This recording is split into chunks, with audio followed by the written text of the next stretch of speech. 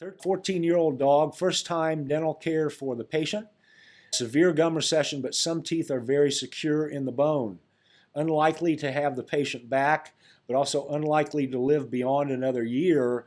Would it be better to make him toothless or just clean the teeth and to allow him to chew the food? So Susan, if it's a 13 or 14-year-old dog, I'm assuming that it may be a large breed dog.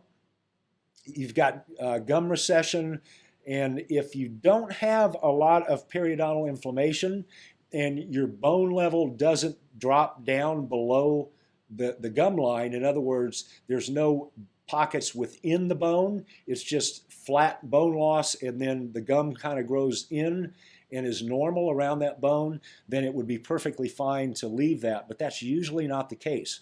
That happens in greyhounds some, but usually there's a lot of inflammation, a lot of gum inflammation as well. So the best thing for that patient would be to do the extractions, do surgical extractions, expose that area, and I would imagine you're probably going to find disease there that is grossly evident, even if you do have that horizontal bone loss, if you do have gingival inflammation. Jay, can I use a size 6 round burr instead of a football burr to clean out the bone and the tissue? That's not a good idea. The reason is that carbide burr has big flutes in it.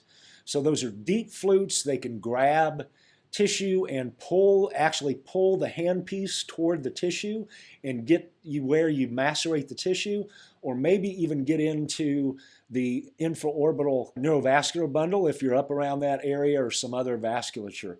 So I would not recommend doing that. Those football burrs are really inexpensive. They last forever. I would definitely stick with a football burr. That's a good question. How do you deal with the frenulum on the mandible when working with your envelope flap enclosure? And what she's referring to is the mandibular labial frenulum that sits caudal to the canine tooth. And with that, there's nothing that you have to do special with that. What you're going to be doing is you're going to be removing all of the bone underneath that muscular attachment at the periosteal level to expose that whole mandibular canine tooth root all the way down to the mental foramen. So there's nothing there that's going to get you in trouble.